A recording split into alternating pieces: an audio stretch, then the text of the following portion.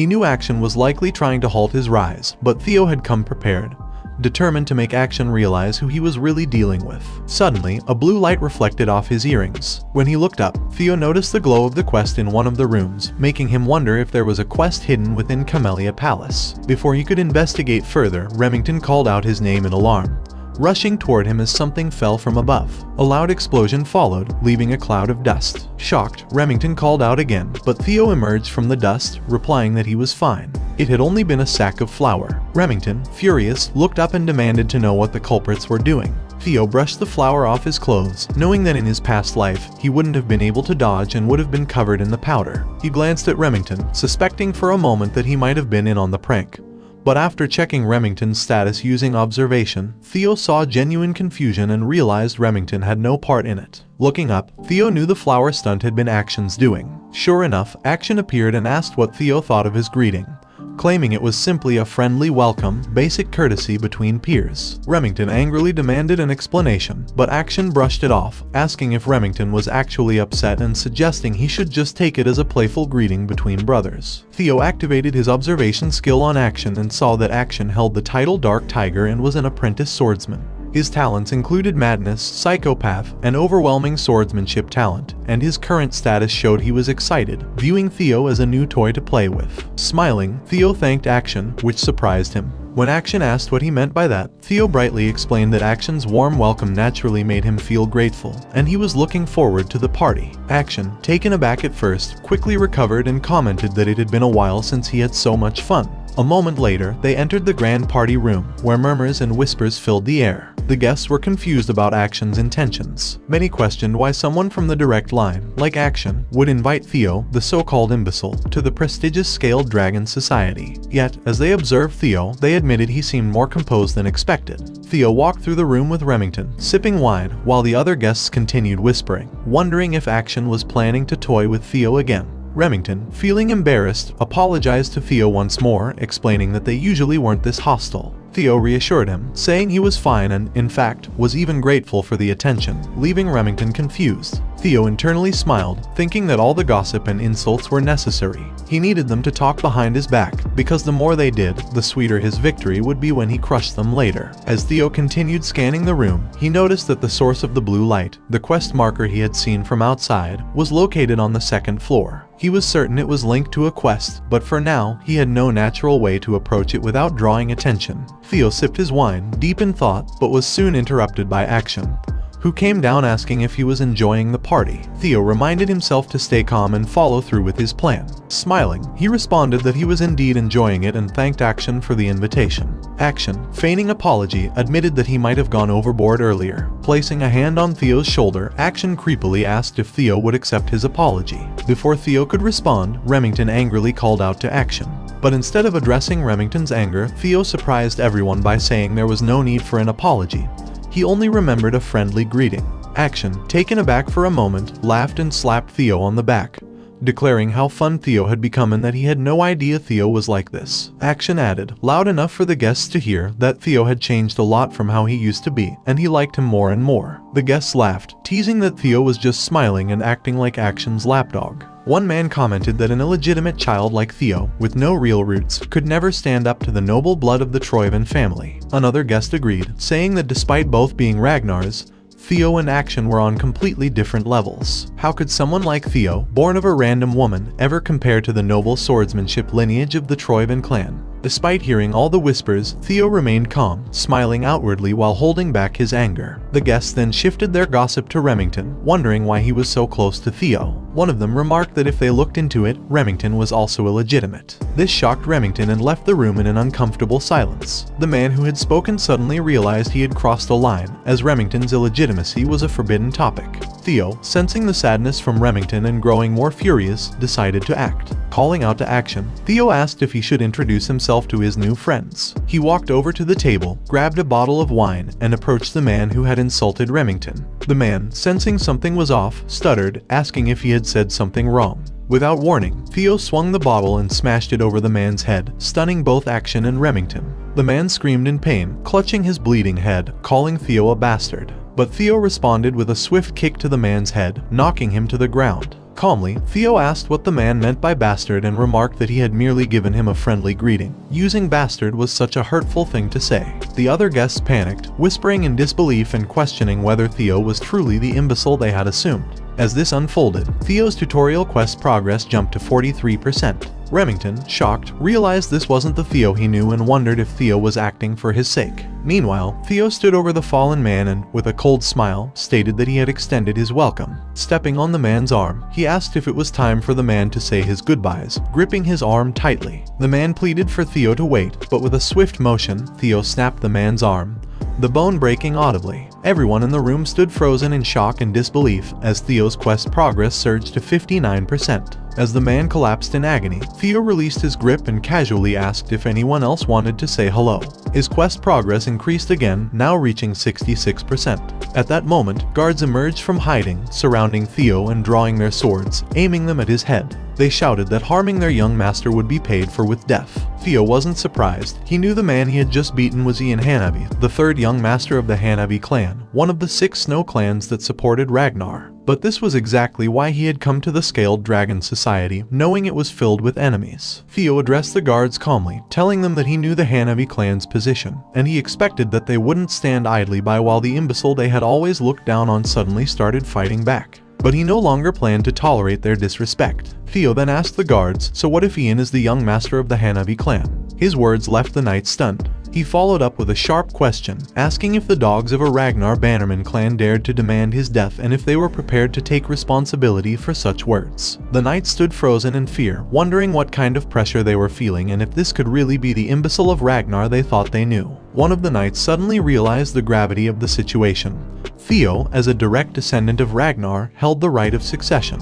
Ragnar was the Lord of the North, ruling over the 6 snow clans. Declaring death upon a bloodline of the Dragon Lord was a sin so severe that the destruction of an entire clan wouldn't even be considered unreasonable. The knight understood that while this hadn't applied to Theo for a long time, it did now, and they would need to apologize immediately. But before they could act, Theo gave an order to kill them. A sword flashed through the air, swiftly decapitating the knights who had aimed their blades at Theo. He stood calmly, staring as the bodies collapsed to the ground. The guests, Remington, and even Action were shocked by the sudden violence, while Theo's quest progress jumped to 70%. At that moment, Evelyn appeared, asking Theo when he realized she had been following him. He replied simply that it was obvious. Though he hadn't known why she was following, Theo felt relief, knowing she was there allowed him to turn the tables without hesitation. As they exchanged glances, the room fell into a tense silence. The night before, in a quiet room, Julius poured himself a glass of wine and reminded Evelyn that she had once said she wouldn't take on any more disciples. He asked if her new swordsmanship disciple, Theo, was to her liking. Evelyn, not indulging in small talk, asked if Julius didn't have someplace else to be, reminding him that he only ever stayed close before her retirement. Laughing, Julius admitted that tormenting her had become his latest joy, and again pressed her for an answer about Theo.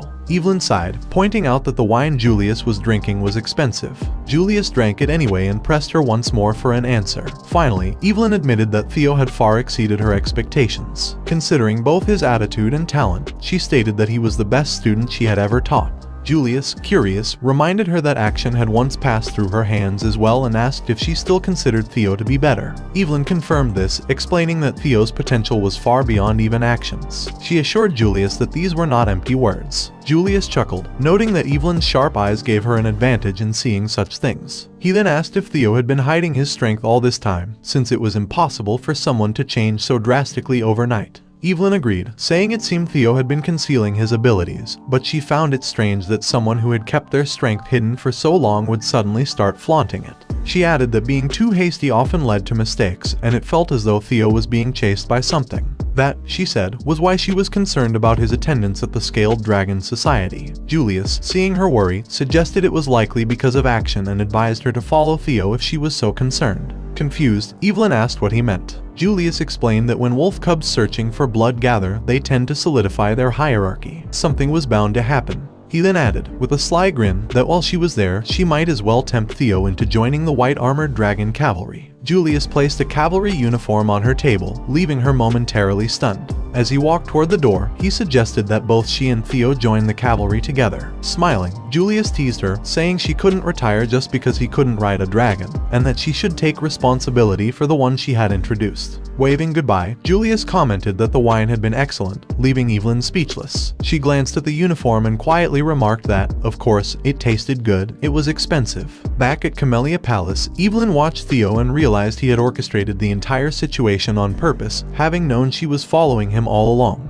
It dawned on her that perhaps Theo had joined the Scaled Dragon Society with this exact plan in mind. He wasn't someone she needed to worry about after all. She wondered when exactly he had noticed her presence, confirming to herself that he was far from ordinary. Theo, in fact, had sensed Evelyn's presence the moment he entered the carriage. His dragon heart allowed him to unleash his energy perception, often referred to as a sixth sense. He was thankful for it, knowing the stage had been set and that the final step of his plan was about to unfold. He turned to Evelyn and called out to her, stating that most of the people present had shown disrespect to a successor candidate.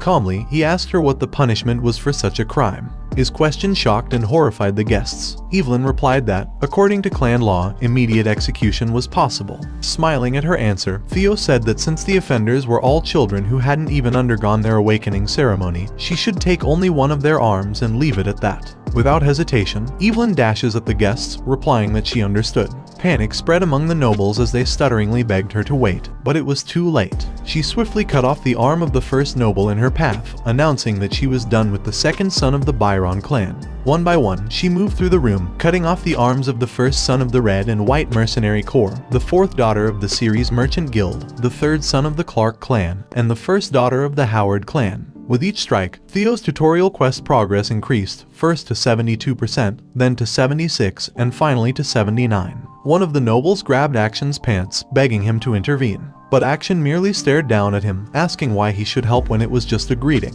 The man stuttered in disbelief, trying to process Action's response, but before he could react further, Evelyn slashed his arm, leaving him writhing on the floor in pain. Evelyn announced that she had dealt with the first son of the Parank family. Action and Evelyn locked eyes, and Action remarked that he hadn't expected to meet her again under these circumstances. Evelyn respectfully raised her sword to her head and acknowledged it had been a while. Theo's quest progress jumped to 82%. Action realized that Evelyn had only targeted those who had insulted Theo's bloodline, leaving him unable to interfere even as a fellow successor candidate. He watched as Evelyn approached Theo, reporting that she had cut the right arms of the 14 individuals he had ordered her to. Remington also approached, and Theo praised Evelyn for her work and asking about the status of the wounded.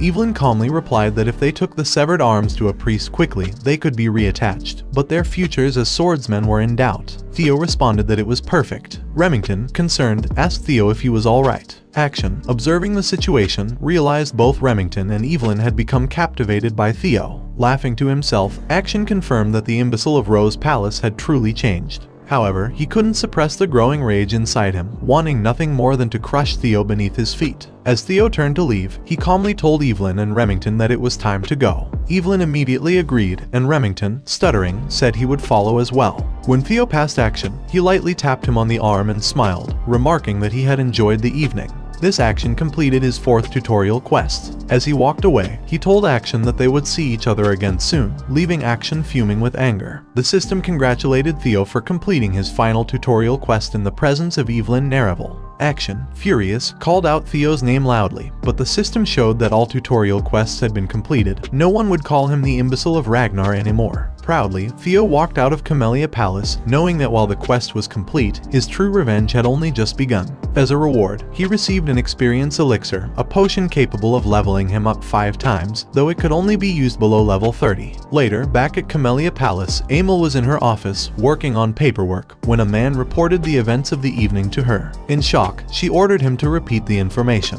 As the man confirmed the chaos at Action's Scaled Dragon Society, Emil and Ed were left speechless. Meanwhile, at the Rose Palace Inn, Sybil lifted his glass of alcohol high, shouting that they were celebrating their young master Theo's unbelievable high society debut. The others cheered, clinking their glasses together in excitement as they partied around Theo, making him feel a sense of relief. He drank his beer in victory, surrounded by people he could finally call his own. That same night at Camellia Palace, a loud slap echoed from one of the rooms, reverberating down the hallway. Inside, Emil furiously confronted Action, scolding him for giving Theo, the imbecile bastard, justification to act and for allowing his people's arms to be chopped off. Action simply replied, yes, which only fueled Emil's rage. She shouted, asking if he really believed any of it made sense and reminded him how many times she had warned him not to take Theo lightly. She then ordered Action to forget any plans of pressuring Theo into submission, pointing out that he had just given Theo the grounds to go wild. Emil stressed once more that she had warned him repeatedly, once Theo Ragnar began to stand out, it would become far more difficult to take control of Rose Palace. Action tried to reassure his mother that she needn't worry,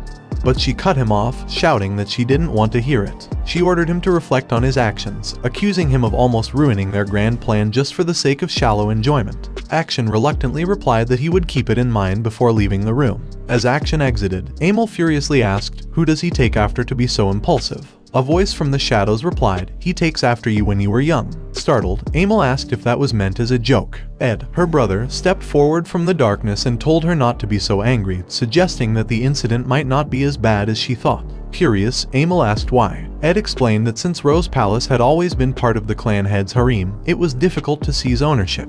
While it had been largely ignored by the clan head as a place where riffraff gathered, it still had his backing. To take control, they needed justification. Ed went on to say that, fortunately, Theo had created significant chaos at the Scaled Dragon Society meeting, and as he slowly became the representative of Rose Palace, they could use the incident as justification. This surprised Emil. Emil had been unsettled by Theo's growing strength, fearing that it might attract more attention from the clan head, making their influence over Rose Palace harder to solidify. But Ed suggested they could now use Theo's rise to their advantage. By using legal procedures under the pretense of discipline, they could quietly suppress Theo and his growing influence, leaving Rose Palace with no choice but to submit to the Troivans, thus taking over without causing a stir. Emil, closing her fan with excitement, asked Ed how long it would take to prepare everything. Ed smiled and told her preparations were already complete. He assured her that by the time she woke up in the morning, she would hear uplifting news. With that, he encouraged her to enjoy a bath and get a good night's sleep.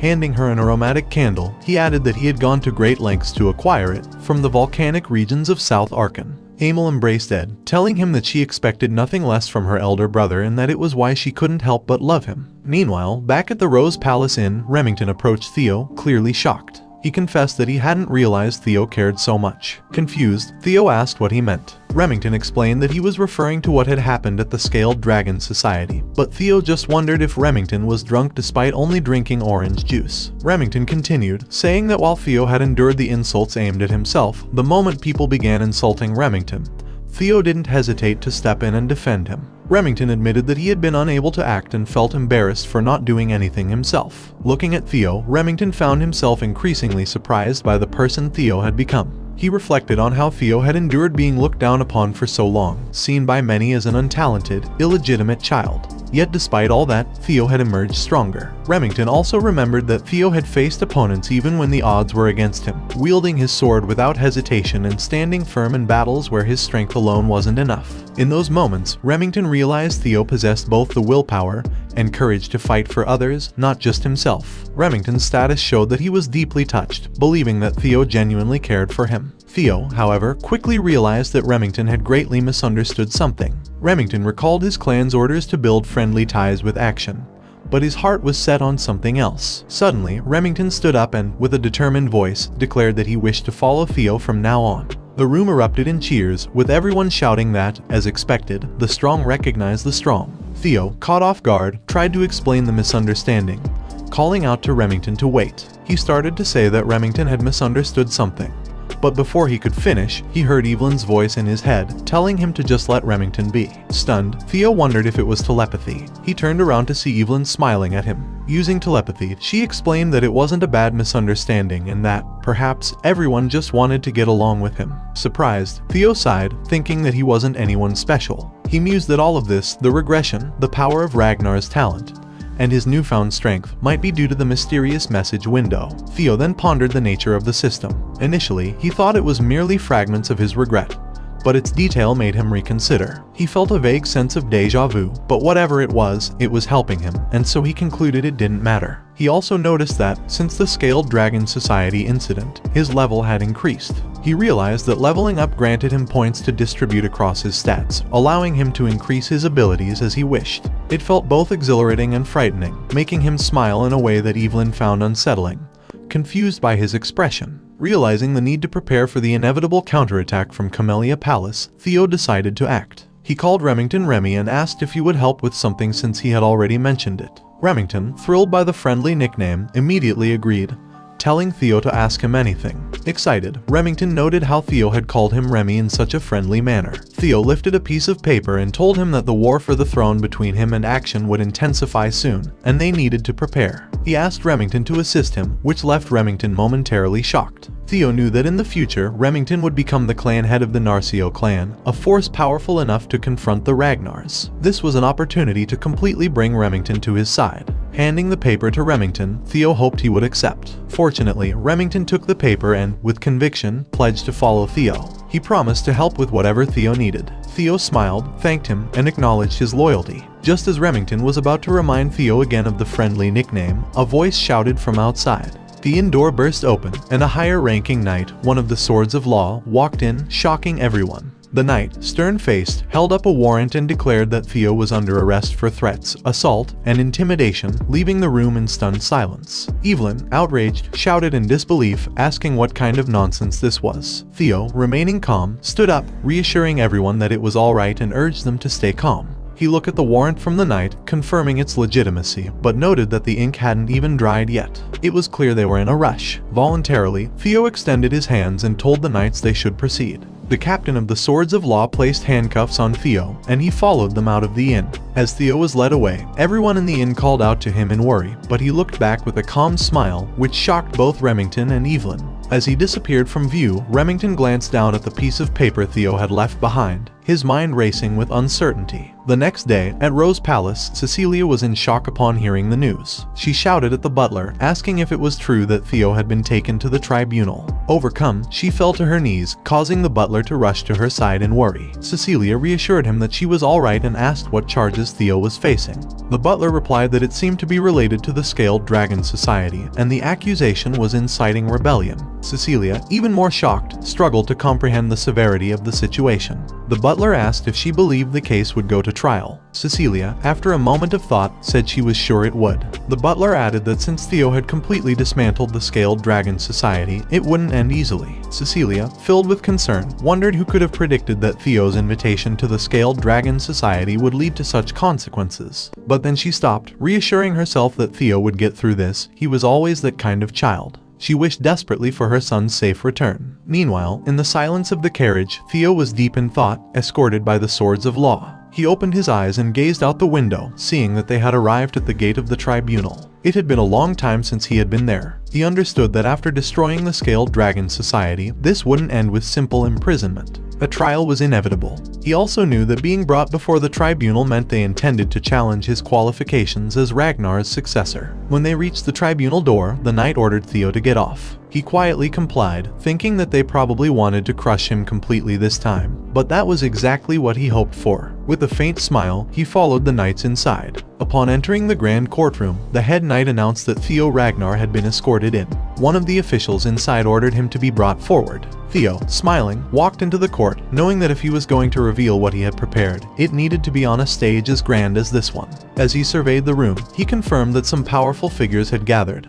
Julius, the demon dragon and captain of the white-armored dragon cavalry, Ed Trovian, the sky dragon and director of the Central Intelligence Bureau, Osa Ragnar, the sword dragon and lady of Plum Blossom Palace, and Wolfgang Ragnar, the elder dragon and head counselor. In his past life, Theo would have been overwhelmed by the presence of these powerful figures, barely able to breathe. But now, he was different. Wolfgang called his name, and Theo respectfully responded, acknowledging that it had been a while since they last met. He knew Wolfgang despised half-bloods like him. Illegitimate children were disgusting in Wolfgang's eyes. Theo noticed that Wolfgang didn't even bother hiding his contempt. Wolfgang cut to the chase, telling Theo that pleasantries were unnecessary, and reminding him that he had been summoned to answer for his crimes. He continued, saying that the Byron clan, the Ceres Merchant Guild, the Red and White Mercenary Corps, and even the Hanabi clan were now clamoring to cut ties with the main Ragnar family because of Theo's foolish actions. Wolfgang, filled with anger, shouted at Theo, asking if he, a mere bastard, could bear the damage he had caused. He accused Theo of dragging Ragnar's honor through the dirt and declared that he would be held accountable. Theo, facing the strong enemy calmly, agreed that Wolfgang's words were correct. He admitted he had been careless, which seemed to momentarily calm Wolfgang.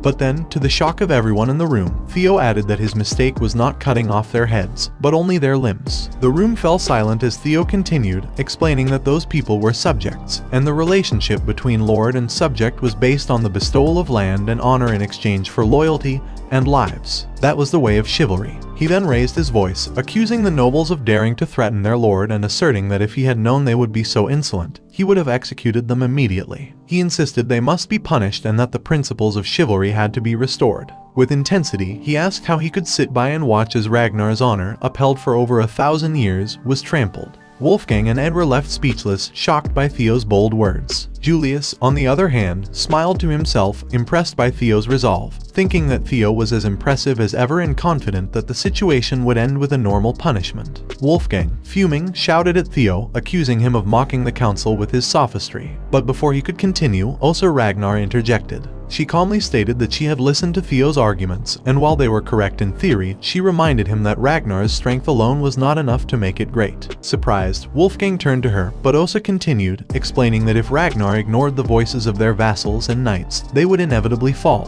One cannot rule the world through tyranny alone, she added. Theo respectfully acknowledged her words, saying he would keep them in mind. Theo knew Osa Ragnar was the clan head's first wife, the Sword Dragon, and the most formidable swordsman in the north. She was known to be wise and powerful, and he was relieved that she didn't seem hostile toward him, though he couldn't quite understand why, given her knowledge of the destruction of Rose Palace. Osa then warned him that the punishment he would receive was justified. Theo, maintaining his calm, asked what that punishment would be. Wolfgang, still seething, declared that Theo would face 3 months of probation. Theo pointed out that the awakening ceremony was in 2 months, prompting Wolfgang to shout at him for daring to talk back. Osa, however, calmly explained that they had taken that into consideration and decided to allow him to participate in next year's ceremony instead. She also added that the 15 children injured by him would likewise participate next year. Ed, observing quietly, thought to himself that Julius's opposition to harsher punishment had lightened Theo's sentence. However, this outcome still worked in their favor. Delaying Theo's participation in the awakening ceremony was a significant dishonor within Ragnar, especially for the one representing Rose Palace. This dishonor would give Camellia Palace ample justification to overshadow Rose Palace. Once their plan was in motion, Ed believed Theo would be powerless to stop it.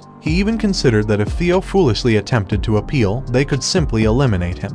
But Ed didn't believe Theo would be that reckless. Suddenly, to the shock of everyone in the room, Theo announced that he wanted to appeal. The strongest dragons in the room were visibly stunned. Ed grinned widely, thinking that Theo's arrogance truly knew no bounds, making their plans even easier. Julius, worried, asked Theo if he understood what appealing truly meant. Theo confidently replied that he did. Theo knew his punishment, which was a mere 3-month probation, wasn't something that could be resolved so lightly. It was nothing more than a slap on the wrist, and he suspected that Julius had pulled some strings to secure such leniency. Still, Theo had no intention of accepting even that minor punishment. In the strong and proud Ragnar clan, appealing meant war. Theo declared that, in the end, only the victor could speak the truth, and he intended to be rewarded, not punished. As Theo spoke, the system notified him that he had entered the main scenario. The dragons were stunned by his audacity. The system informed him that this scenario would reveal many secrets hidden within the tightly sealed world of Ragnar, encouraging him to succeed. His scenario quest number 1 was labeled The Successor's Path. Meanwhile, at the hidden northern branch of the Ceres Merchant Guild,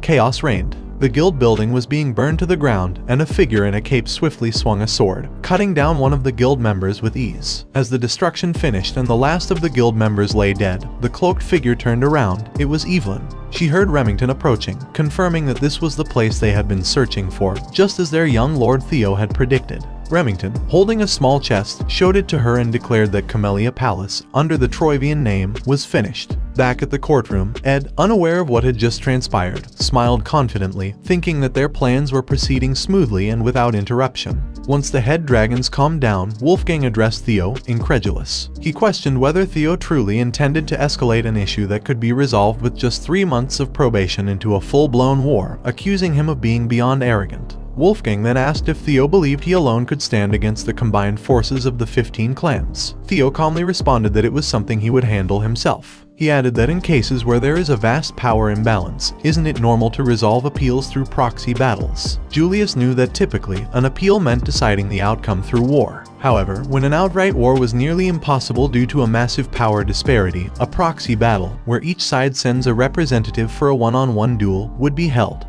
In this case, the representative of the defendant would naturally be Theo, while it was highly likely that Action would represent the plaintiff. Julius realized that if Action became Theo's opponent, it was almost guaranteed Theo would lose. He began to wonder if Theo had some hidden strategy or if he was under the mistaken belief that either Julius or Evelyn would step forward as his representative.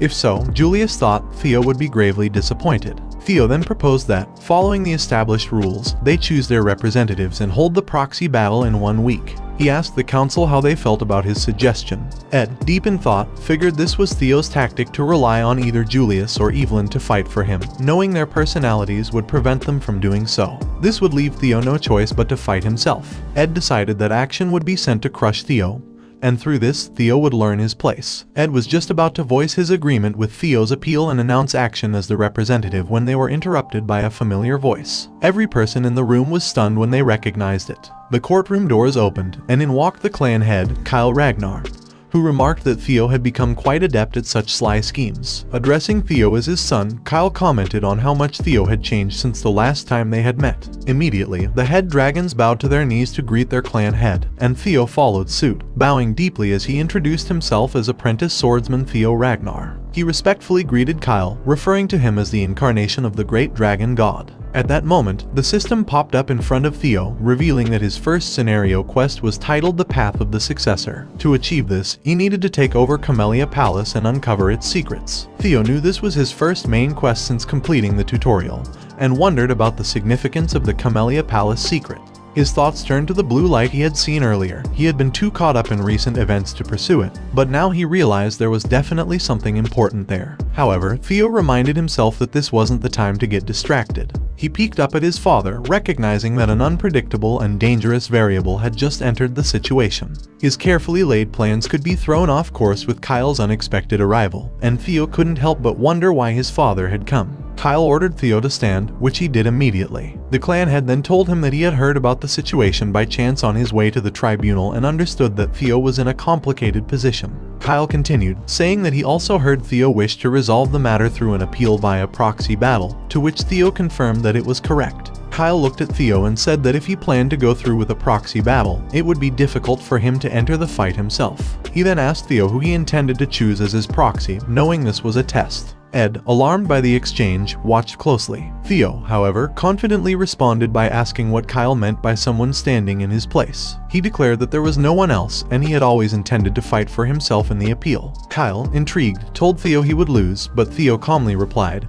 "How can you know unless I try?" He then confidently told his father that even if forced to bend, he would never lower himself willingly. Kyle smiled and burst into laughter, turning to the others in the room. He repeated Theo's words aloud, even if forced to bend, he will not lower himself willingly. Kyle proudly proclaimed that no better description of a Ragnar existed than that. Kyle shouted with satisfaction, clearly pleased with Theo's attitude, and thanked him for his boldness. Theo smiled, knowing the proxy battle was just bait. He wasn't actually planning to fight. The proof of Camellia Palace's treasonous conspiracy, which he had tasked Evelyn and Remington to uncover, would secure his victory without a single sword being drawn. It felt good to speak the truth freely. Then, unexpectedly, Kyle told Theo that he wished to give him a personal opportunity. As the master of Ragnar, Kyle announced that he wanted to test a single strike against Theo. The statement left everyone, including Theo, stunned. Kyle explained that if Theo could endure just one strike from him, he would absolve Theo of all charges. Theo was left confused by the sudden shift. Kyle turned away and ordered Theo to follow him outside for the test. Before Theo could respond, Ed shouted, trying to intervene. Ed knew that for Kyle to offer a test of strength meant he acknowledged Theo as a worthy opponent. If Theo managed to survive the strike, it would signal the clan head's approval.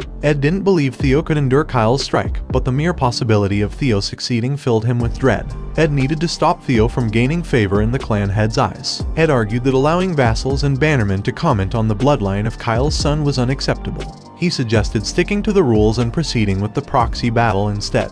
But Kyle, in a stern voice, addressed Ed as Sky Dragon and ordered him to shut up. Kyle declared that if a vassal dared to speak in such a way, they could simply get rid of them. Ed, silenced, reluctantly replied that he understood. Kyle then noticed Julius giggling quietly and asked if there was something he wished to say, since he had been laughing for quite some time. Julius, grinning, said it was nothing and explained that it had just been a while since Kyle had shown such interest in something. Kyle waved it off, saying Julius spoke nonsense, and cut the small talk short.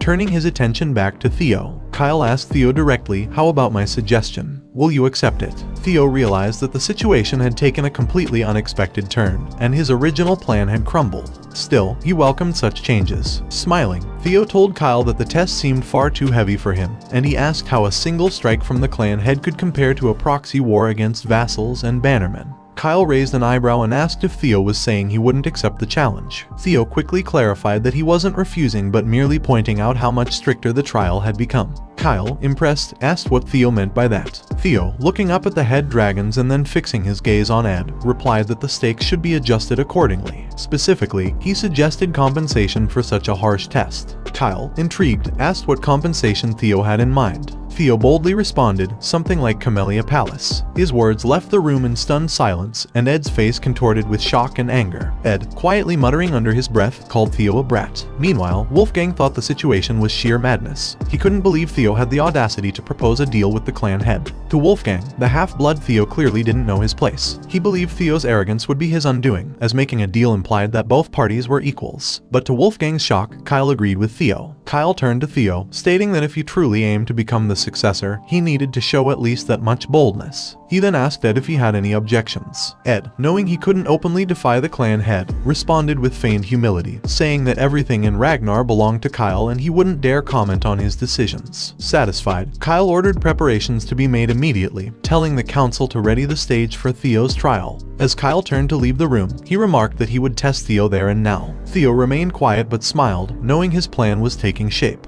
Later, on the stage, Kyle and the dragon head stood on one side while Theo stood on the other. Ed fumed internally, frustrated that the trap he had laid to catch Theo had somehow transformed into a stage that could elevate him. Despite his growing anxiety, Ed reassured himself that Theo couldn't possibly withstand a single strike from the clan head, a feat even high-rank swordsmen struggled with.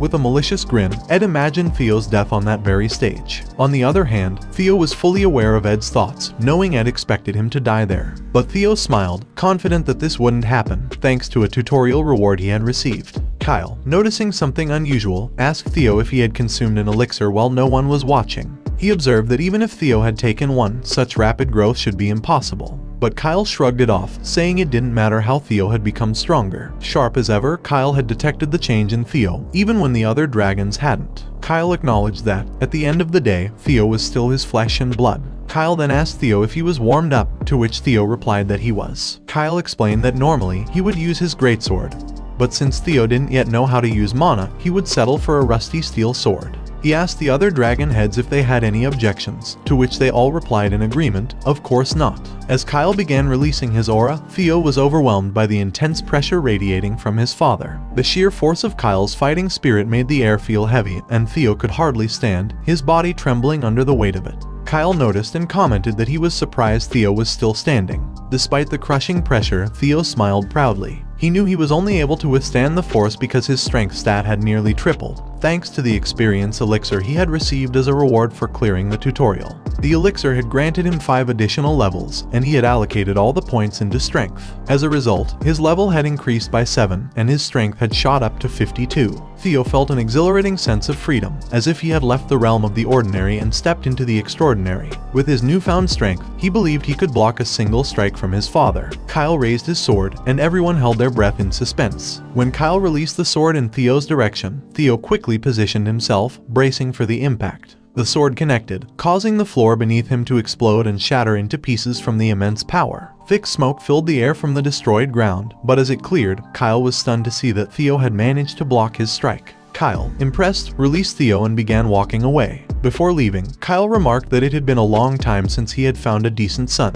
At that moment, Theo's sword cracked and shattered into pieces, just as he collapsed from exhaustion and lost consciousness. Ed and Wolfgang were in disbelief that Theo had withstood the blow, while Julius and Osa looked relieved. Kyle then announced that Theo Ragnar had proven his innocence through sheer will, and the trial was concluded. The system appeared in front of Theo, congratulating him for successfully completing the sudden quest, Single Strike of Kyle Ragnar. As a reward, he had obtained inventory authority and a blue key. The next day, sunlight streamed through the window, hitting Theo's face, waking him. As he stirred, he asked aloud where he was. Before he could process his surroundings, his mother, Cecilia, rushed in, shouting with relief that he was finally awake. She tearfully asked if he had any idea how terrified she was when she heard he had been struck by the clan head's sword. She frantically asked about his arms and if he was injured, urging him to move his shoulder to check for any fractures or dislocations. Theo sat up, reassuring his mother that he was fine and telling her to calm down. Looking around, Theo asked his mother where they were. Just then, Julius entered the room, informing him that by order of the clan head, the former lady of Camellia Palace, Emil, along with Action and the director of intelligence, Ed, had been removed. Shocked, Theo asked if that meant he had passed. Julius, with a proud smile, confirmed it, telling Theo that he was currently in the Camellia Palace. The system popped up again, showing that the scenario had been updated and that Theo had achieved the Camellia Palace mission.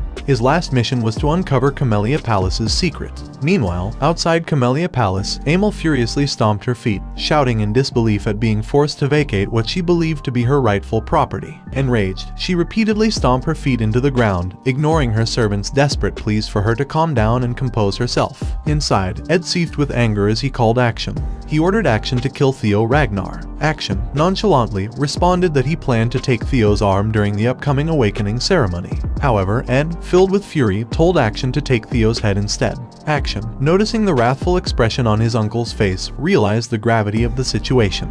Back inside Camellia Palace, Theo was deep in thought. Events had taken a completely different direction than he had anticipated.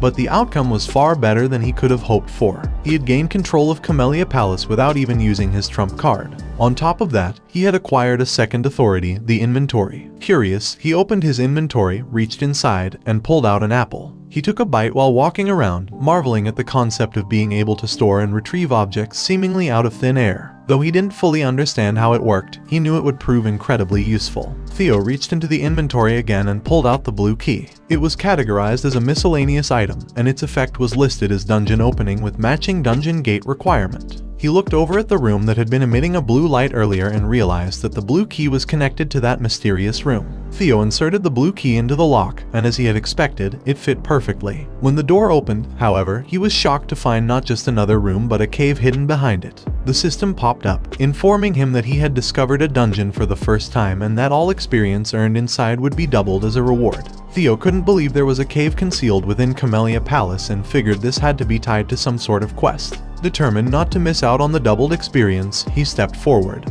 but paused, realizing he shouldn't enter empty-handed. A moment later, after loading up his inventory with a swarm of swords, Theo proceeded into the dungeon armed with a sword and shield. As he ventured deeper into the cave, he heard movement around him. His eyes widened in surprise as he came face to face with a massive white wolf, easily large enough to be a demonic beast. The wolf wasted no time and lunged at him. Fortunately, Theo reacted quickly, blocking its jaws with his shield just in time. Pretty strong, he muttered to the beast before swinging his sword at its side. He shouted, determined to show the wolf they wouldn't lose in a contest of strength. However, the wolf was quick, it released his shield and leaped back, narrowly avoiding his attack. The wolf bared its fangs and launched at him again, and Theo charged forward to meet it. He slashed at the beast, but it seemed unfazed, continuing its assault. Theo blocked with his shield, realizing just how tough the creature's hide was. It was fast too, his regular attacks weren't going to be enough to hurt it. This is no ordinary wolf, Theo thought, recalling tales of demonic beasts from the Demon Sea beyond the northern wall. This creature could easily be as powerful as one of those. As the wolf swiped its sharp claws at him, Theo ducked just in time to avoid the strike and dashed forward, thinking back to the ray of light he had seen when facing his father's single strike. Kyle's attack had been a perfect, breathtaking arc of pure white energy. Theo raised his sword, trying to mimic his father's technique,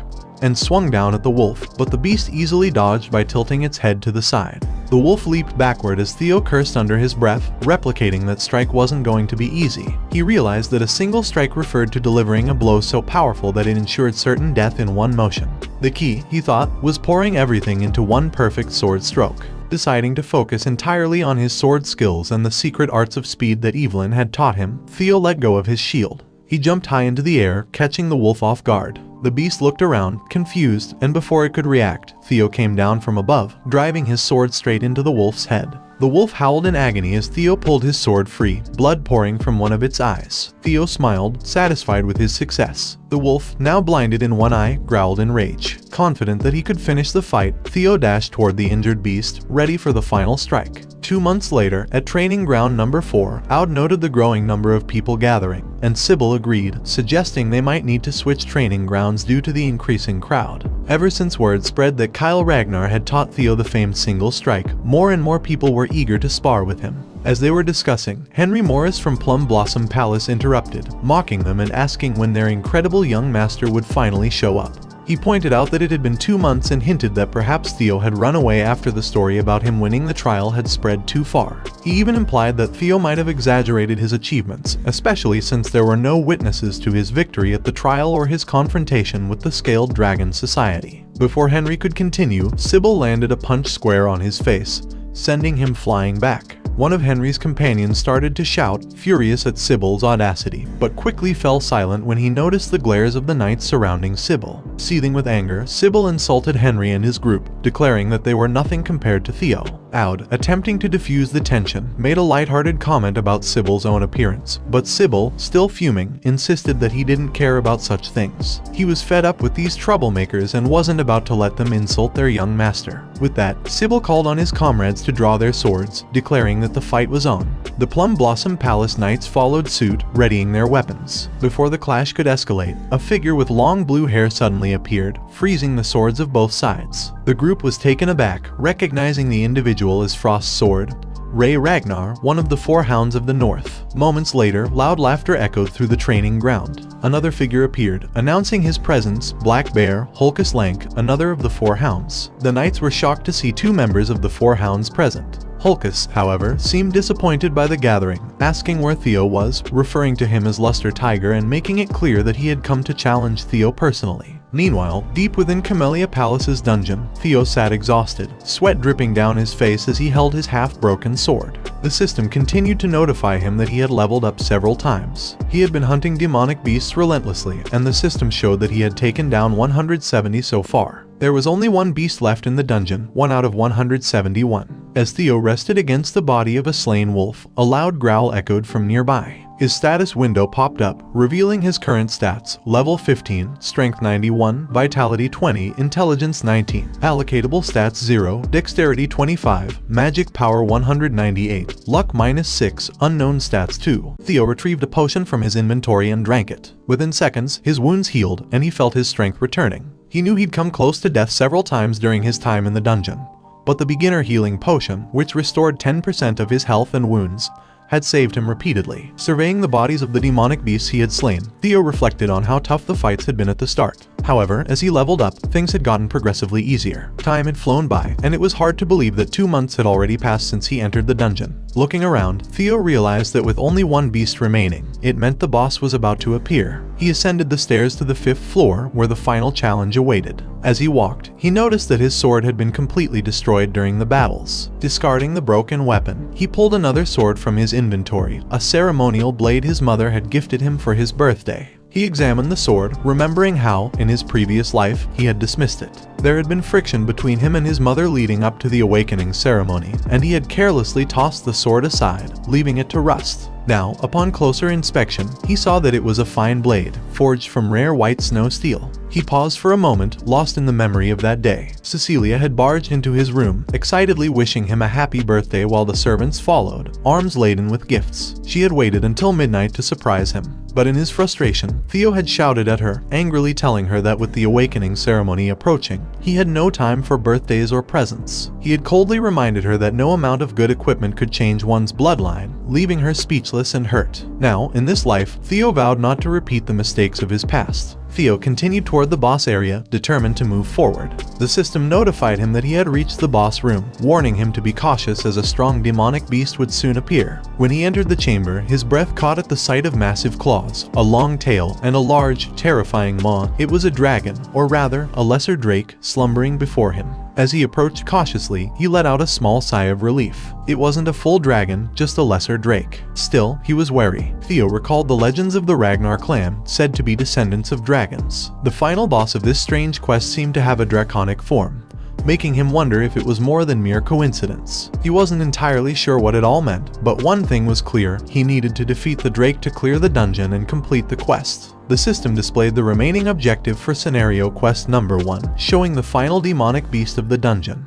Taking a deep breath, Theo prepared himself for the battle. He questioned whether he could actually defeat it, considering it was still a kind of dragon. As he positioned himself for the fight, he decided to use the single flash technique. He had practiced the move enough against the dire wolves in the dungeon, and although it wasn't on the same level as his father's dragon flash, Theo believed that if he fully harnessed the power of his dragon heart, he could land a serious blow. He dashed forward, sword ready, focusing his energy. The drake sensed the danger and opened its eyes, but Theo was faster. With precision, he executed the single flash, his sword piercing one of the drake's eyes. Blood poured from the wound, confirming that his plan had worked. The drake swung its massive tail at Theo, but he managed to jump away just in time to avoid being crushed. He had hoped to pierce the creature's brain, but his attack hadn't reached that far. Nonetheless, he saw the potential. The drake growled, its anger palpable. Theo raised his sword and dashed toward it once more, activating his secret technique, Jester's footwork, which allowed him to leap around it with incredible speed while slashing. For a brief moment, Theo believed he could win.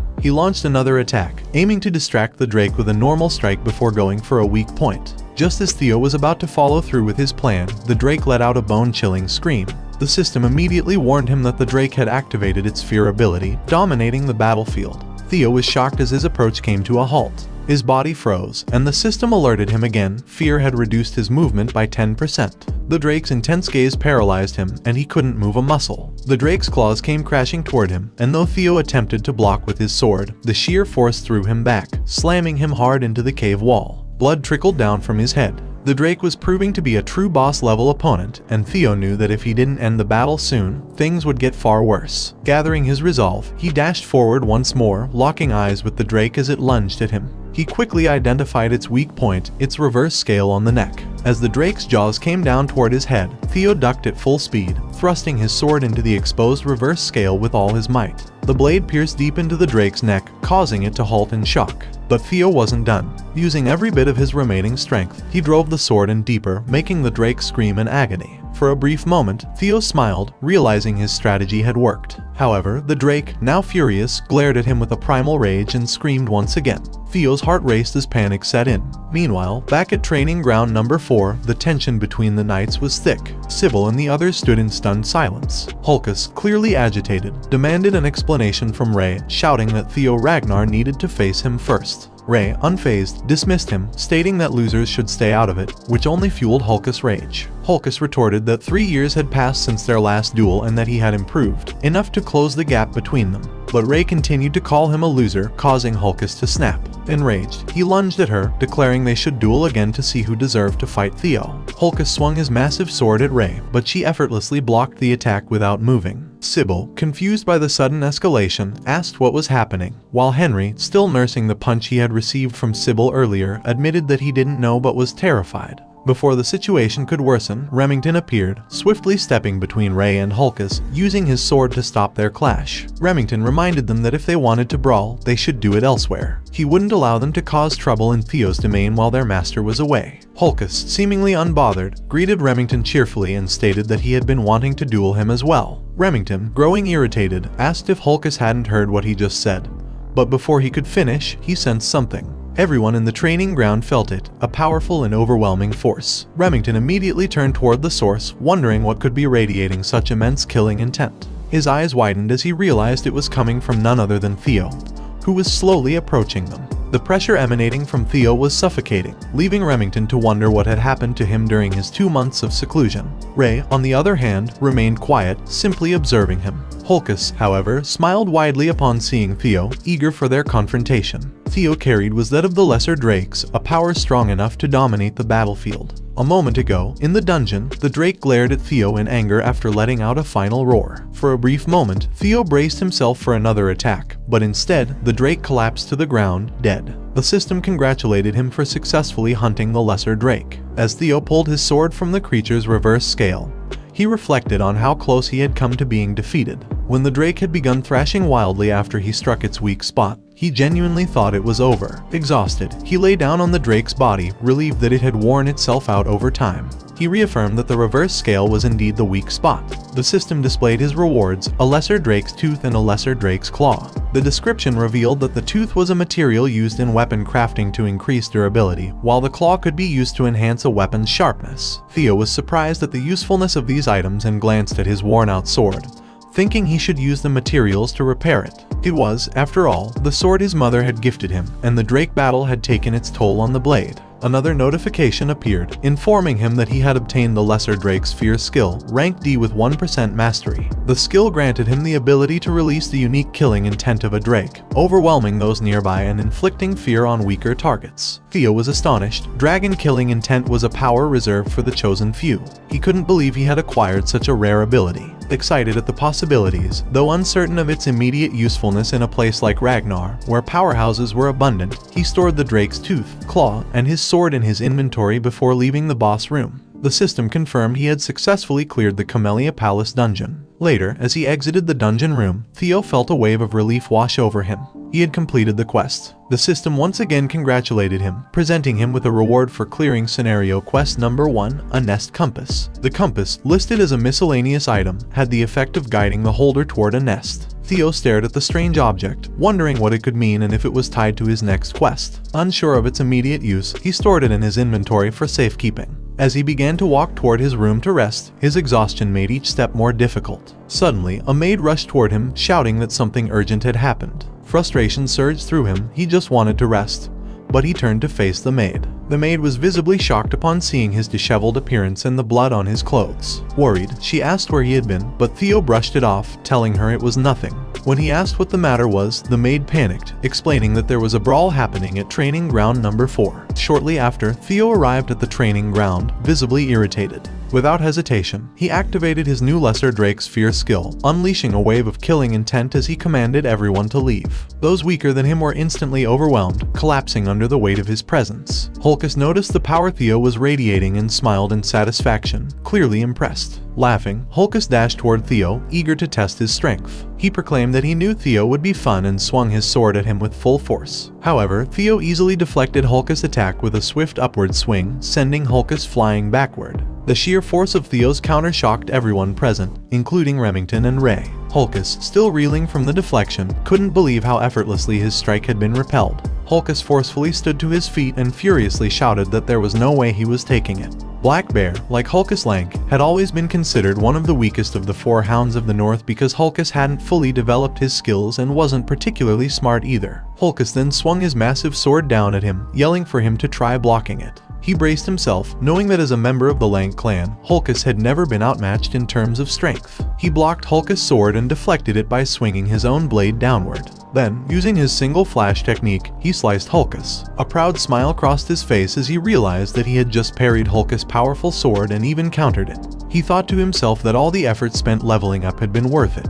Holcus coughed up blood, his body splattered with it, before collapsing to the ground, unconscious. He sighed, realizing that he had unintentionally used his full strength in the swing but was relieved that it was Holcus Lank, known for his toughness, who had been on the receiving end. This meant Holcus had merely fainted. Meanwhile, Sybil was shocked, but soon proudly cheered for him along with the other followers, shouting that their young master, Theo, had defeated the Black Bear and taken down one of the 4 hounds with a single strike. His followers continued to cheer, though Theo tried to explain that Holcus was still alive. Just then, his sword cracked, and half of it fell to the ground, leaving him shocked. Panic set in as he realized that the sword his mother had given him was destroyed. Sybil, however, shouted in admiration, claiming that, as expected of him, he had even broken his sword with a single strike. Annoyed, Theo angrily asked Sybil why he was so happy about it. Meanwhile, Remington and Ray watched from a distance in silence, both in shock. Ray quietly stared at Theo, recalling a time from her childhood when he had asked who she was, why she was walking in the cold, and if she wasn't freezing.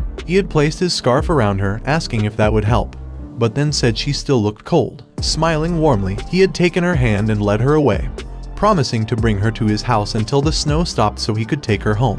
As Ray remembered this, a soft smile formed on her face. She then turned and walked away, leaving Remington stunned, wondering if Ray Ragnar had really just smiled. Shortly after, back at the palace, Theo found himself at the celebration, wearing a hat and blushing in shyness as the maids joyfully congratulated him on his new title, Luster Tiger. They praised him for achieving the title, excitedly telling him that he had worked so hard for such a long time and just needed to keep up the momentum all the way to the awakening ceremony. Cecilia, his mother, then placed a huge bowl of food on the table, proudly calling him her son. She began feeding him large portions, encouraging him to try the abalone dish. Theo tried to stop his mother, but she continued to feed him, eagerly insisting that he also try the meat from chickens fed only acorns from the western Laxaria desert. As she went on and on, he wanted to stop her, but when he saw how lovingly she was trying to feed him, a wave of sadness washed over him.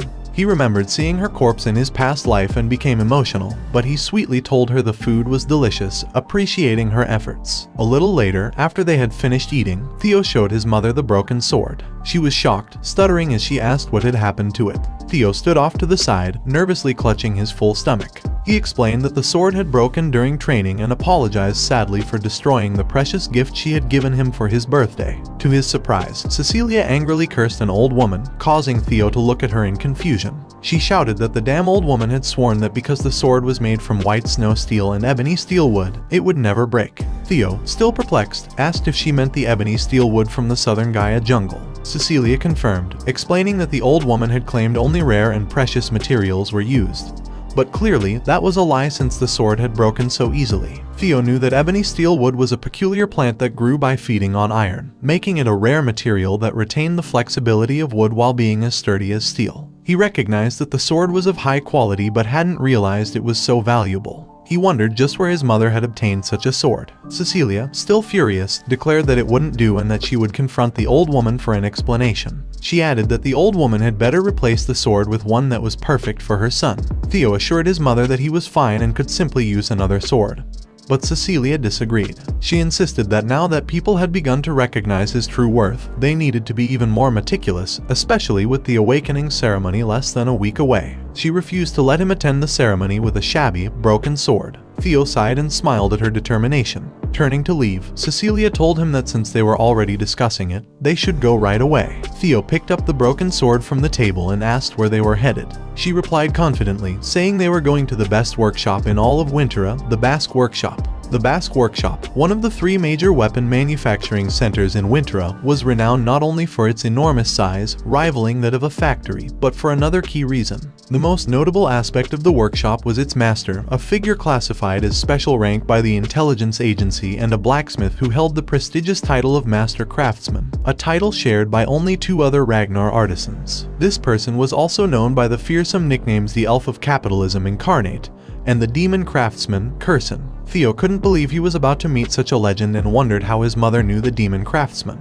To his surprise, Cecilia casually asked Keiran if she was still smoking and called Keiran her mother, leaving Theo both shocked and confused. Keiran immediately rebuffed the term mother, reminding Cecilia that their relationship had ended the day Cecilia chose to run away. This revelation left Theo stunned. He had always believed his mother to be an orphan with no remaining family. The fact that Keiran, a high elf, was his grandmother made Theo realize that he was a quarter elf himself, which might explain his striking appearance. Keiran, addressing Cecilia, asked what had brought their dear customer to the workshop when she had never visited before. Without missing a beat, Cecilia tossed the broken sword to Keiran, replying that she was there to return a defective product. Keiran caught the sword, visibly irritated, and retorted, asking how Cecilia could dare to call a sword forged by her, Keiran, defective. However, Keiran's annoyance quickly turned to shock as she examined the destroyed weapon. Cecilia, unfazed, pressed Keiran, asking if it wasn't a defective product, then what was it? Meanwhile, Theo stood to the side, still trying to process that he was a quarter elf. Keiran then asked who had wielded the sword. Cecilia pointed to her son, and Keiran, gesturing to Theo, asked if it was the boy behind her. Cecilia quickly corrected her, instructing Keiran to watch her words, reminding her that Theo was a genius who would one day rule over Ragnar. Theo then respectfully introduced himself to Keiran, expressing his honor at meeting the renowned master of the Basque Workshop. Keiran, still fixated on the broken sword, responded that she had heard of him and complimented Cecilia on raising her son well. She then turned back to the matter at hand and asked Theo directly if he was indeed the one who had wielded the sword. When he confirmed this, Cecilia once again insisted that the sword was defective. Keiran, however, remained calm, stating that the explanation would be lengthy and invited them to follow her inside for further discussion. As they followed Keiran, Theo asked his mother how she was connected to the demon craftsman. Cecilia replied that it was just as he had heard. He asked if Keiran was truly her mother, to which Cecilia clarified that although she rarely spoke of her past, Keiran had been her foster mother for a brief period of 6 months. This revelation hit Theo. Keiran was not his grandmother, but rather his mother's foster parent, meaning he wasn't a half-elf after all. Cecilia added that Keiran had always been drawn to anything she considered beautiful, whether it was jewels, music, theater, or even people, which was why she had taken Cecilia in as her foster daughter. She speculated that Keiran must have liked her a great deal. At this, Keiran interjected, cutting off the conversation, stating that they had talked enough about the past and that there was no point in dwelling on it. Cecilia, however, teased Keiran, betting that she didn't truly feel that way, which irritated Keiran further, though she continued walking in silence. Theo then asked his mother how she ended up leaving that place. Just as Cecilia was about to reply, Keiran interrupted, telling him that Cecilia left on her own 2 feet, saying she'd become the Ragnar clan head's wife. Keiran added that she couldn't believe Cecilia would willingly go to such a miserable place, calling it a foolish decision. Still, she acknowledged it was commendable that Cecilia had survived there as long as she did. Cecilia, however, shrugged it off, saying that the clan head was just too handsome, dashing, and manly, and he loved her dearly. Keiran scoffed, retorting that despite running away from home, Cecilia had come crawling back last year to ask her to forge a sword as a gift for her son. Keiran added that she had never seen such shamelessness, prompting Cecilia to shout at Keiran to stop. Cecilia then turned to Keiran, asking why she would say such things in front of her son. Keiran merely responded by asking if she was wrong, which made Theo smile. He had never seen his mother speak in such a way before and realized that he hadn't learned much about her in his past life. He thought himself an ungrateful son, perhaps too obsessed and consumed by clan matters. As he looked at his mother, he realized the demon craftsman seemed to genuinely care for her, and he wondered why his mother had kept quiet about this in his previous life. Keiran abruptly stopped walking and announced that they had arrived. She pointed to a room, stating it was her master's office. Cecilia asked why they had come so far inside and demanded that Keiran give Theo the best sword ever to make up for her mistake.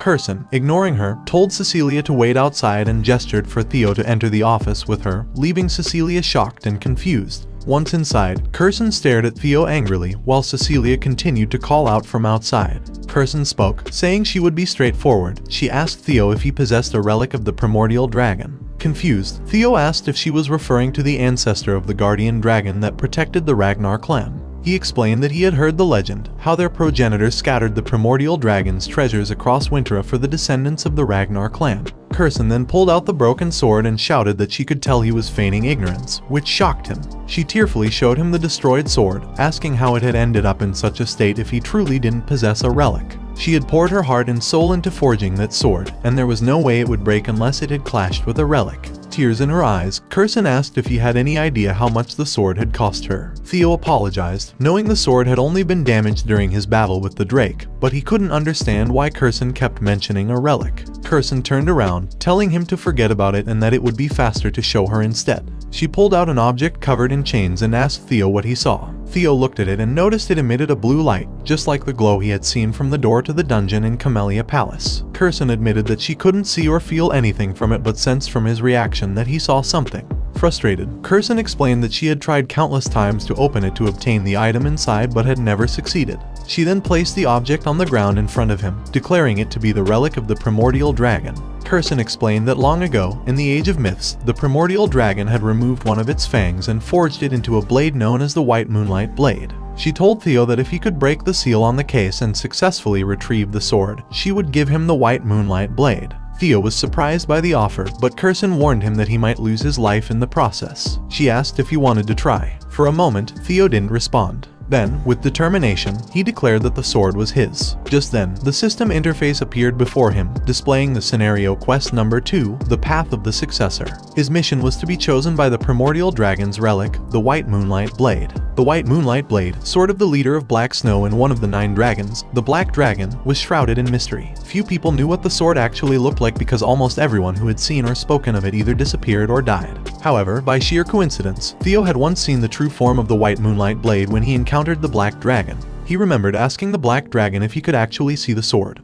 and against all odds, the dragon had allowed it, leaving Theo to wonder why he had been spared. He knew then that the black dragon's white moonlight sword was a relic of the primordial dragon. 4 years later, Theo ran into the black dragon again and realized Keiran still had the sword during that time. So when Keiran asked him if he wanted to give it a shot, he knew he had to obtain it, no matter the cost. He confidently replied that the sword was his now. As Theo examined the sealed case, he noticed that the lock was similar to the one in Camellia Palace. He pulled out the blue key, suspecting that it might be the key to unlock the case, which greatly surprised Keiran. He inserted the key into the lock and twisted it. To his astonishment, the chains around the case released themselves. Keiran was equally shocked, but as dark energy began to pour out of the case, she rushed toward Theo. However, the dark power quickly consumed him before she could reach him, leaving Theo to wonder what was happening. Suddenly, he found himself in his old body, standing in the ruins of Rose Palace. Confused, he wondered why he had returned there. Realization hit him, he had forgotten how weak he once was. He needed much more power to defeat Rendon and destroy Camellia Palace. Just then, an eagle appeared before him, ready to attack. But before it could strike, Theo swiftly grabbed its beak with his hand, shutting its mouth. The image of the ruined Rose Palace vanished, and Theo addressed the eagle, incredulous that it had tried to take over his mind by exploiting his desire for power. He realized the sword wasn't called a monster sword for no reason. Shocked, the eagle called him insolent and demanded to know how he had resisted. Theo calmly replied that he had already conquered the despair the sword showed him long ago, calling the eagle dummy. He then asked if it really thought he would be tempted by such a paltry power when he already had quests to complete. The eagle, flustered, shouted back, asking what he was talking about. Gripping the eagle's beak tightly, Theo commented that it didn't resemble the griffin in his memory, which had been at least 10 meters tall. Now, the creature was his height, much smaller. The eagle protested, yelling at him to let go. Theo raised his fist, speculating that the sword must have weakened after being sealed for so long,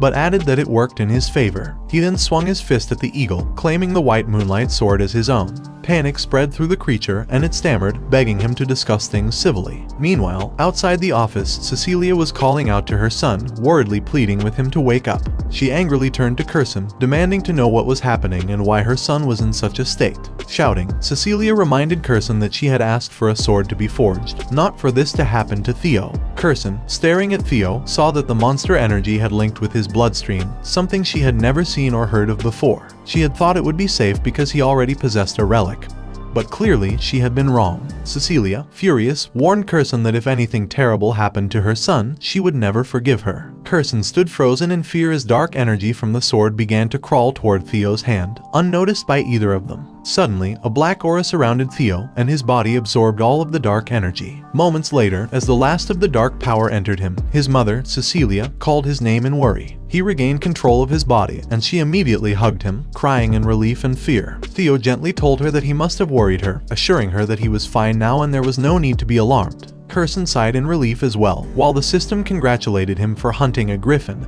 and notified him that he had completed scenario quest number 2. As a reward, he gained ownership of the white moonlight sword. Looking at the sword, Theo realized how fortunate he had been. The griffin had been easy to defeat since it had only just been unsealed, and its psychological attacks had failed against him. The system then informed him that by absorbing the sword's monster energy, his magic power had increased significantly, which surprised him. His magic power had risen by 30, pushing his total above 200. This caused his magic power to gain divinity, a special ability that enhanced his body and gave him a 1.5 second magic power recovery effect. He was pleased to have magic power on par with a high-rank swordsman, but felt it was a shame that he couldn't use all of it just yet. He would have to hold back until the awakening ceremony. Keiran, somewhat shocked, congratulated him for succeeding, though Cecilia continued to glare at her in anger. Theo then asked Keiran if she would keep her promise. Keiran smiled and asked if he didn't know that elves cannot lie. At that moment, Theo felt the sword move on its own, and Keiran remarked that it was being defiant. Theo, staring at the sword, asked if that meant the sword still hadn't acknowledged him as its master. He noticed the sword almost seemed to sweat in fear under his gaze. Keiran explained that it wasn't quite about acknowledging him, but that the sword likely felt stuffy after being trapped for hundreds of years. Now that it was finally free, it wanted to release its pent-up frustration. She pointed to a slashing board and suggested that Theo try swinging at it with all his strength. When he asked if that would be okay, Keiran confidently assured him there was no need to worry. She explained that even if it was the white moonlight sword, a swing from someone who hadn't even gone through the awakening ceremony wouldn't be able to damage the Basque workshop. Though her words irritated him slightly, Theo agreed. He thought it was a good opportunity to test the sword's power and use some of his magic energy, especially since he could hide his dragon heart whenever he wanted. Approaching the wall, Theo unwrapped the sword and asked Keiran to excuse him as he prepared to strike. He positioned himself and released a bit of his magic power into the sword. The system informed him that the white moonlight sword was a monster sword possessed by a griffin and a relic of the primordial dragon. Theo pulled the sword back, gathering force, which generated a strong wind and pressure around them. Keiran, sensing the intensity, tried to stop him, but it was too late. Theo swung the sword forward using his single flash technique. The resulting force not only slashed the wall but cut the entire workshop in half. Cecilia watched in amazement, while Keiran stood stunned and speechless at the destruction. Keiran panicked when she saw the destruction of her workshop and immediately grew distressed, realizing how much money she was losing. Theo, noticing the damage caused by his sword, realized it might be more dangerous than he had anticipated, as it had absorbed all of his magic power. Before he could react, Keiran appeared beside him, surprising him with her speed. She examined him closely and noted that he didn't have a mana hull, confirming that he wasn't proficient in magic. She expressed disbelief that the damage had been done purely by the sword's sharpness, and as she stared at him, she thought of Theo as a genius, her grandson, no less, filling her with excitement. Keiran proudly announced that she would be his patron from now on, encouraging him to showcase his talents to the world. In her mind, she envisioned Theo as a perfect advertisement for the Basque workshop. Theo, shocked by her sudden declaration, didn't quite know how to respond. Cecilia, noticing Keiran's enthusiasm, brought her back to reality with a remark that made Keiran snap out of her money-minded thoughts. Shortly after, Theo and Cecilia said their farewells and left for home. Keiran held two large teeth that Theo had given her for the workshop's repairs, recognizing them as loot from a drake. She realized he must have acquired them while obtaining the relic and walked back into her workshop with pride, reflecting on how remarkable her daughter's son had become. As Keiran entered the workshop, a voice from behind greeted her, and she immediately recognized it. Frowning, she turned to face the source of the voice and questioned the crow perched in the nearby tree about its presence. The crow simply stared back at her in silence. 5 days later, on the day of the awakening ceremony, Theo was training with Evelyn at the training grounds. He had improved enough to spar with her on equal footing, not only blocking her strikes but also deflecting and counterattacking. Evelyn, impressed with his progress, noted that his swordplay had become faster and more powerful. Theo responded with relief, acknowledging that such praise was unexpected. His followers, watching the sparring session, were amazed at how skillfully he was holding his own against her. Evelyn reflected on the past 6 months, realizing that Theo had grown significantly stronger and could now push her back during their matches. Furthermore, he had awakened his magic power earlier that day. Deciding to stop holding back, Evelyn swung her sword with full strength, but Theo blocked the attack with ease, causing her to smile. She silently thought that Theo might be on the path to becoming something extraordinary. She gave Theo more recognition for his efforts and suggested that he might even aim to be the valedictorian of the awakening ceremony. Theo expressed gratitude, attributing his success to her training. He added that, if he did become valedictorian, he would mention her during his speech at the ceremony. Evelyn, caught off guard by this, felt a mixture of frustration and embarrassment. His followers, overhearing the conversation, eagerly urged Theo to mention them as well in his speech. Amused, Theo sighed, acknowledging how challenging it was to handle all the attention. With a smile, he agreed and then announced that he had to leave. Later, at the central headquarters, Theo arrived at the ceremony room and introduced himself to the guards as Theo Ragnar of Camellia Palace. He knew that the awakening ceremony was the most important annual event for the Ragnar clan. After confirming his identity, the guards opened the door, allowing him to enter. Theo understood that every participant hoped to achieve good results in the ceremony, as it was the first opportunity for Ragnar swordsmen to be acknowledged and honored. This year was especially significant, as the entire Ragnar clan, including the clan head, Kyle Ragnar, and the legendary 9 dragons, were watching. Also in attendance was Hilda Ragnar, the former clan head from 2 generations ago. Theo observed that Hilda, despite being over 150 years old, appeared much younger, which reassured him. He was relieved to see her attending once again. The sound of a drum rang out, gathering everyone's attention. Vihana Ragnar, a judge and Dragon Gate swordsman, stood before the participants and announced that they would begin the preliminary examination. Vihana explained that the participants would be required to grab a sword placed on the ground and leave a mark on a steel wall positioned on the platform. He further clarified that the wall was forged using a mixture of white snow steel, meaning that ordinary steel blades would be unable to scratch it. However, if the participants infused their attacks with magic power, the situation would change. Vihana then prepared to distribute Soma to the participants. Vihana explained that one pill of Soma would grant each participant 10 annuals of magic power. This elixir would help them open their mana halls, enabling them to cut through the white snow steel wall using the provided swords. The depth of each participant's cut would determine their result in the examination.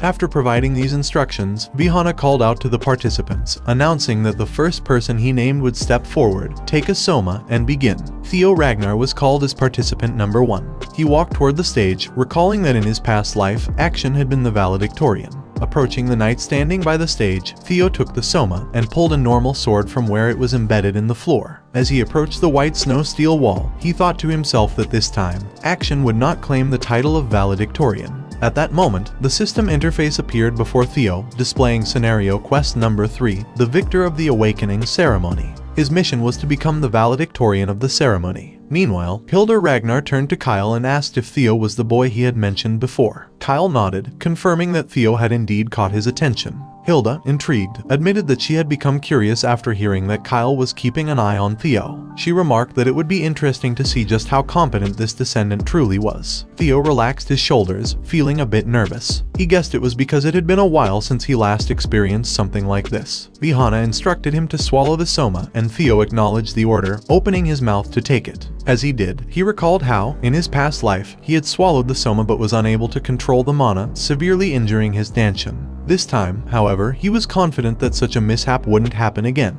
As Theo swallowed the Soma, a surge of magic mana erupted from him. Vihana was shocked, witnessing the sheer volume of mana spilling out, unable to believe the intensity of the mana wave Theo was generating. Vihana thought that Theo might be unable to control it properly. He knew that when someone swallowed Soma, it was crucial to be cautious, as the mana hall needed to settle carefully in the Danshin. Talented Ragnars, with their large amounts of mana, could easily become disabled if they weren't careful. Vihana assumed Theo was in danger as well, expecting him to lose control. To Vihana's astonishment, however, the mana stabilized in Theo's stomach, and he managed to control it completely. Vihana, in disbelief, questioned how Theo had endured it. Theo relieved that he now had both a dragon heart and a mana hall. He thought it was almost too easy this time, compared to his past life. Holding the sword tightly, he knew he was now officially allowed to use mana. With determination, Theo swung the sword backward, releasing mana into it. He ran toward the white steel wall and swung the sword forward, releasing his mana in a powerful burst. As the vast amount of mana poured out, a dragon force emerged from his attack. Remington, Ray, and Hulkus, who were watching, were stunned by the display. The dragon attack flew straight at the white steel wall, cutting it with a single slash technique. The sight of this left Action furious. Theo's attack left a deep, visible scratch on the wall, even from a distance. Vihana, still in disbelief, announced that Theo Ragnar had passed. The crowd, shocked, murmured among themselves. No one had seen something like this since the young master Thorkel, and they questioned whether it was truly the sword slash of someone using mana for the first time.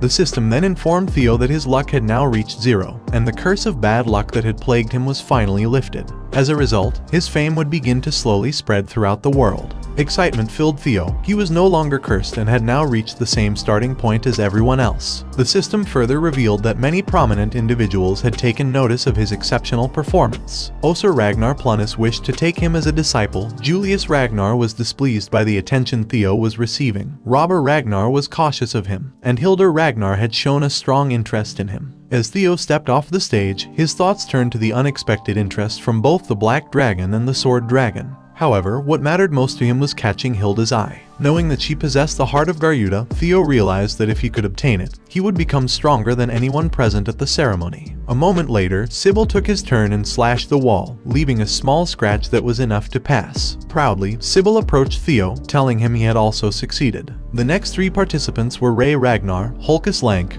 and Remington Narcio. All of them passed, each leaving deep scratches on the wall. Sybil couldn't help but notice that all 3 of the 4 Hounds of the North had achieved monstrous results, yet none of them had made a mark as impressive as his young master, Theo. Sybil knew that the only one left to go was Action Ragnar, considered the strongest of the 4 Hounds. The participants began to whisper among themselves, some commenting that it had become a contest between the Luster Tiger, Theo, and the Dark Tiger, Action. Others doubted even Action would be able to surpass Theo's feat, which visibly angered Action. He rushed to the stage, clearly determined to prove himself. Vihana instructed Action to swallow the soma and began to offer more guidance, but Action, impatient, swallowed the soma without waiting.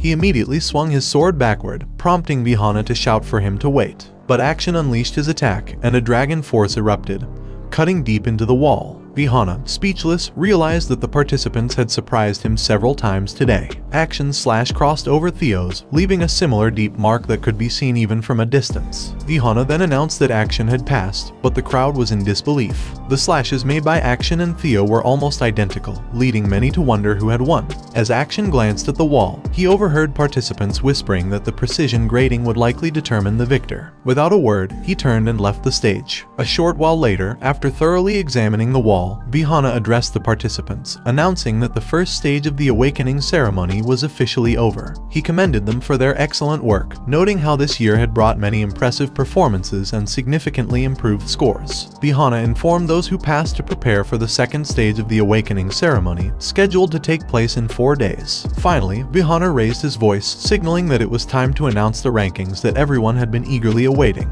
He prepared to reveal the valedictorian for the first stage of the awakening ceremony.